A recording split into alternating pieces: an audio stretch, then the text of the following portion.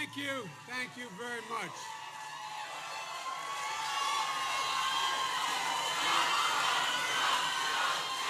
Hey,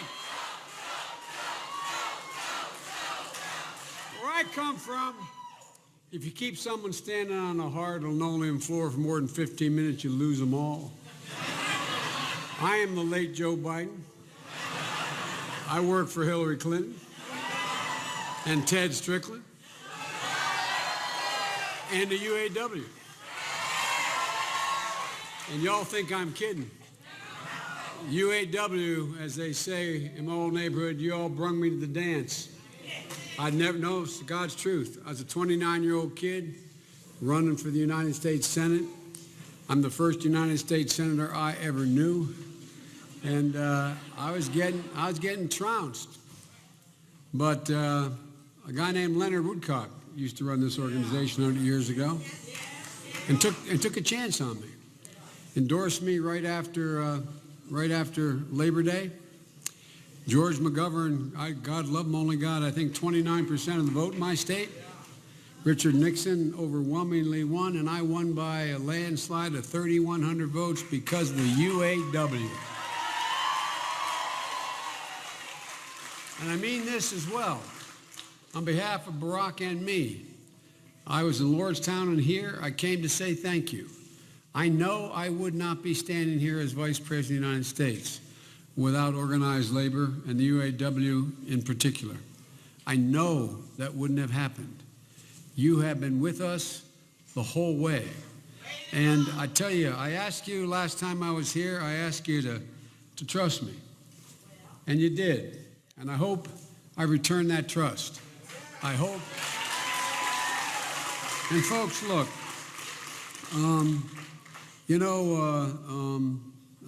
Armand, the county executive, said he was using a refrain saying, we need a president who knows. We need a president who knows that Russia's already invaded Ukraine. No. We need a president who knows that we have a sacred commitment in NATO to defend Latvia, Lithuania, and Estonia because we need a president who knows that to say in the middle of a war in Iraq and in Syria that in fact the President of the United States invented ISIS, giving giving Hezbollah and their leader Nasrallah the ability to go on their significant internet connections and say, see, we told you, the United States is supporting the ISIL because they are Sunnis against us. We need a guy who understands, or a woman who understands that they've already done significant damage to us before they ever got elected. Not a joke. Not a joke. Look, I've known Hillary for a long, long time. We've been friends for a long time, back since she was the First Lady in Arkansas. As the Secretary of State, she would come to my home every Tuesday morning to have breakfast for an hour and a half to talk about foreign policy. This is a woman I know well. Here I am about to go out and campaign for her 2 weeks ago, and I get a call from the president saying, Joe, you've got to go to Latvia. You've got to meet with the presidents of Latvia, Estonia, and Lithuania because Donald Trump's saying he's not sure he would honor the NATO commitment if Russia invaded them. No, but this is what the guy said. This would almost be, a Saturday Night Live skit if it weren't true, but it matters. It matters. It matters what this guy says. And ladies and gentlemen, he just doesn't get it. He doesn't get it. And Steve, you got it right. I mean, he has no notion of what's going on. Look, guys, you've been waiting a long time, and I got a really great speech here I'm not going to give you because it'll take too long. It'll take about... No. I really... But I want to make a few points that are deadly earnest. If you notice this year, our Republican friends, and by the way, I have nothing against Rob Portman. I like the guy. I served with him. He's a decent guy. And I don't know Trump enough to know, it's not personal. But here's two things. If you notice, all the Republican candidates this year are running saying three things. One, we're going to fight for and protect the middle class, right?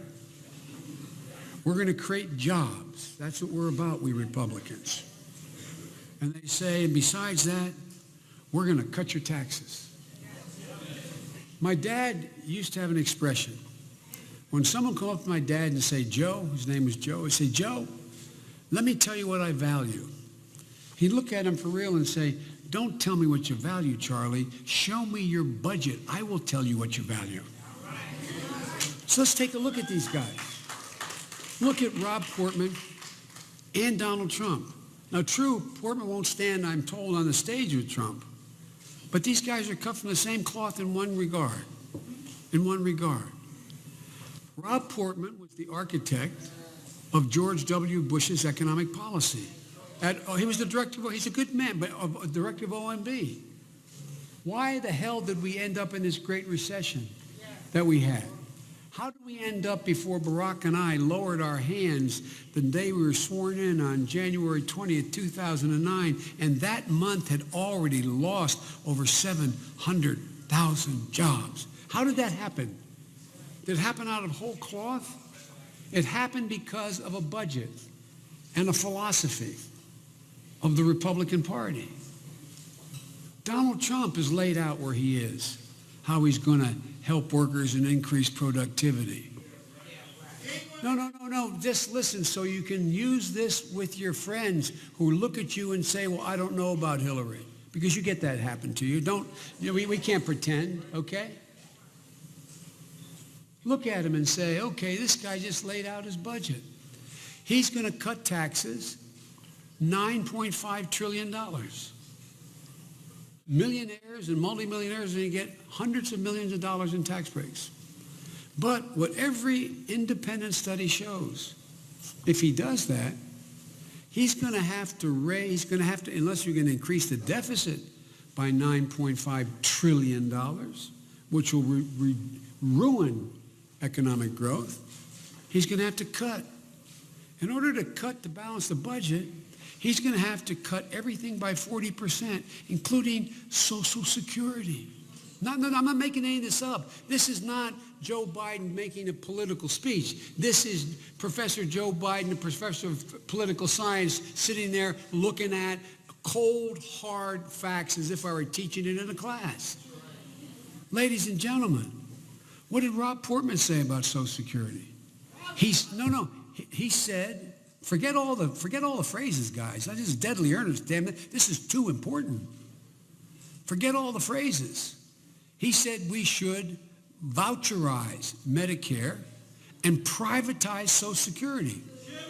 No, by the way, he voted that way. They voted, the Republicans, in case these guys win, just get this, guys. The Republicans already voted 6 times in the United States Congress to pass a budget that will cut education by $8 billion a year. They'll eliminate the access of your kids to be able to get a break to go to college. That will fundamentally change and raise your taxes while cutting the tax of the average person making over $1 million, another $500,000 a year. This is not made up stuff. We don't have to make up anything this year. These guys are deadly earnest. And guys,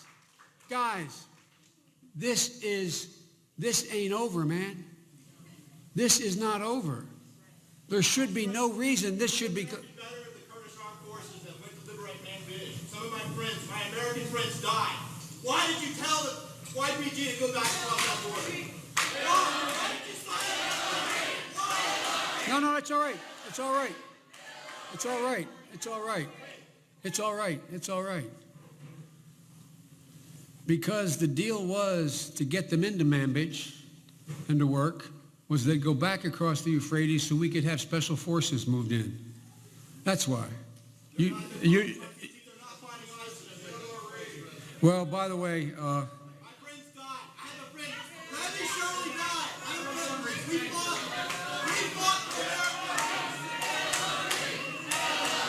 Tell you what, by the way, if you're serious, no, well, will you listen?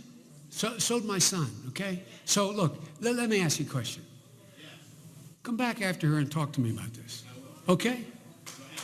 You have my permission, yeah, okay? All right? Okay, now look, guys, here is the deal.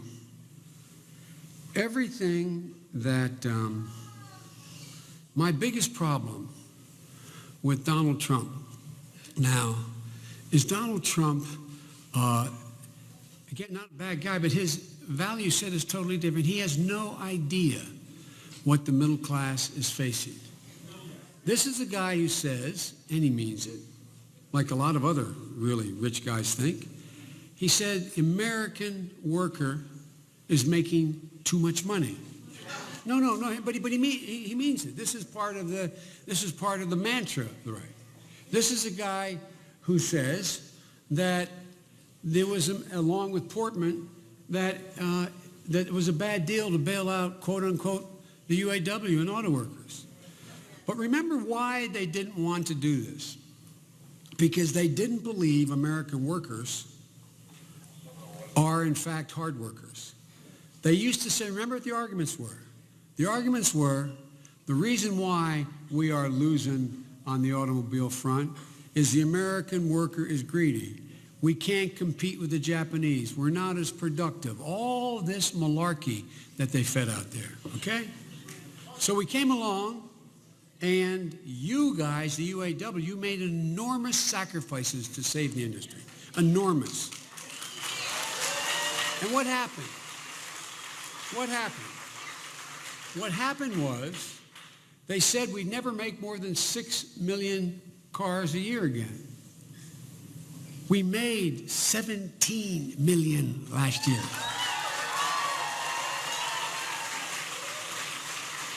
We make the best automobiles in the world. We have the most productive workers in the world. They're 3 times as productive as they are in Asia. I'm the son of an automobile man. This is what made the country. But they just don't get it. And they're not bad guys. They really don't believe. They don't believe average Americans can do extraordinary things. They don't understand what built the middle class. There's a study that just came out, a study on economic policy that was done by a major organization. And the title of the study says that what happened is, they went back and looked. If American labor had as many people in the labor movement as we had in 1979, the average non-union worker in America would be making $2,700 a year more a year right now. Non-union. You guys built the middle class. You guys built the middle class. And so look,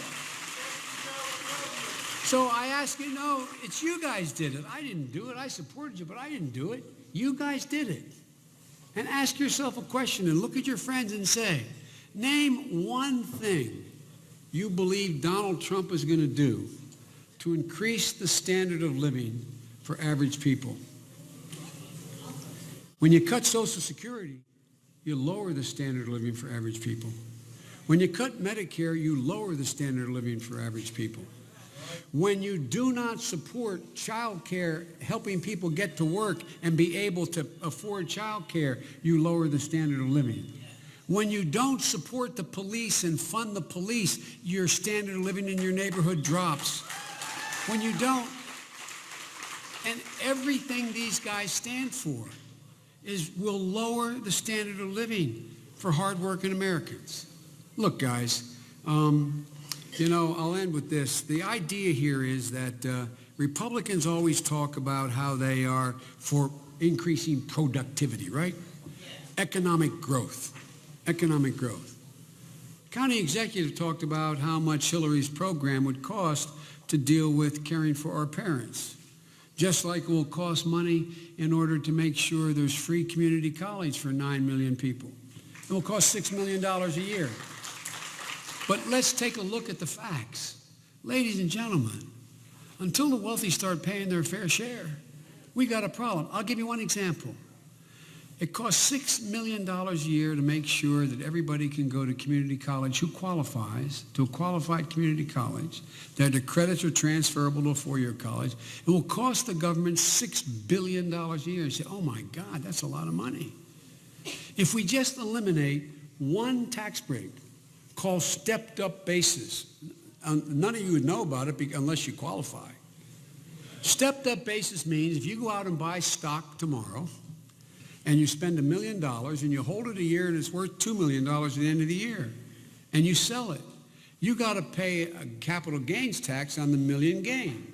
But if on the way to sell it, God forbid, you drop dead and you leave it to your son or daughter, they don't have to pay anything. You know how much that costs the American Treasury every year in uncollected taxes? $17 billion a year. You just eliminate that one tax break that has no social redeeming value, has no impact on productivity. You put 9 million people in school and you can reduce the deficit by another $11 billion. And you know what? Every corporate executive you guys have to negotiate with, what do they say the answer is to more productivity? Better educated public. If you had 9 million people going to community college, you increase the gross domestic product by almost a ½ percentage point. That's hundreds of billions of dollars. Guys, this ain't level. There used to be a bargain in America. Even Republicans used to agree to it. And that is if you contributed to the profitability of the outfit you work for, you got to share in the benefits. That isn't happening anymore. That doesn't happen anymore. And Hillary is absolutely determined to insist that there's more corporate responsibility and people pay their fair share. The rich are as patriotic as the poor, but guess what? They have to pay their fair share. This isn't gouging anybody. Just give me any reason to tell you, if we just limit it in the tax code, the amount you can deduct, like in your home mortgage, you can deduct up to a certain amount of money, how much interest you pay in your home mortgage. If we limited the total amount you can deduct for anything from a charitable contribution to 28%, you know how much more income that would bring into the federal government? $660 billion. Do you realize what we could do for these kids in their education?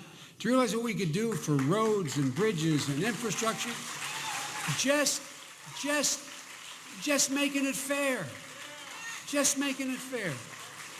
So guys, look, there is so much at stake. I'll conclude by saying my friend Hillary gets beat up because they say Hillary doesn't feel it or doesn't, she doesn't understand. Give me a break, man. Hillary Clinton understands that the worst thing that can happen to a parent is to look at their child in need or with an opportunity and know there's not a damn thing you can do to help them. To look at your child and know this incredibly qualified kid should be able to go to college, but you can't borrow the money to get them to college. It's not just the kid you lose and the productivity that will come to the United States. It's the parent. I remember when I was a senior in high school, I was a pretty good athlete and a pretty good student at this academic Catholic high school I went to.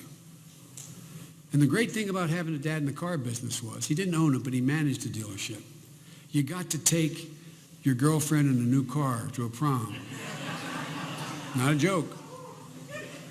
So we had a routine. I had a 51 Plymouth convertible, candy apple red with no seat covers, and I had beach towels on the cover. Okay? $150. My senior year, I'm taking my girlfriend to the senior prom, so I jump in my car after my baseball game at a Claymont, a little steel town I lived in, went to school in, Claymont, Delaware. Drove 22 miles down to my dad's dealership that he managed. And I had the same routine. I'd pull the car in the back of the lot, and I'd get out and I'd go into the showroom and ask for Mary, the woman who ran the showroom. And I still had my uniform on, my spikes off, and I remember going in and hustle because I didn't want to be late picking up my girlfriend. And I said, Mary, where's Dad? She said, honey, he's out in the lot. by the service entrance. I walked out. My dad, who was a refined gentleman, high school educated guy, was a decent man. And my dad was pacing back and forth, and he looked up and saw me. True story. And said, "Joey, oh my God, I'm sorry, honey. I'm sorry." I thought something happened to my mom or my sister or my brothers. I said, "What's the matter, Dad?" He said, "Honey, I went to the Farmers Bank, the outfit that financed the cars at the dealership." He said, "I asked them to lend me money to get you to college." She said, "Honey, they won't lend me the money." I'll never forget what he said. He said, "I'm so ashamed. I'm so ashamed." Hillary gets it, man. Trump has no idea. He has no idea families that you help maintain their income going to bed over the last 30 years staring at the ceiling, leaning over like my dad would look at my mom and say, "My God, what happens if he gets breast cancer? We lose everything. We'll lose the house. We'll lose everything. What happens? What happens if I have a heart attack? What happens?" He doesn't understand that there were thousands of conversations that took place at kitchen tables of two working parents with 3 kids making 60, 70, 80, 90 grand a year total. But they got to have the following conversation. "Honey, I know we need new tires, but you got to get 10,000 more miles out of those tires. We don't have the money this month to get the tires." How many people do you know had the conversation? Said, "Who's going to tell Mary she can't go back to Ohio State this year? We just don't have the money." It's about decency. It's about opportunity. It's about understanding what ordinary Americans are going through. And Hillary gets it. And Trump has not the slightest clue. None. He may be a great guy, but he has no idea what's made America. He has no idea that, in fact, one thing is we know in this country, give average Americans an even chance, and they have never let their country down, not one single solitary time. So guys, there's so much at stake, man. This really matters. This really matters on 1,000 fronts. There's so much to say, and I've said too much already, but guys, Donald Trump is simply not qualified to be the commander-in-chief of the United States of America. And we've never had a more qualified candidate seek the office of president than Hillary Rodham Clinton. So go out there and get her elected. Thank you very, very much.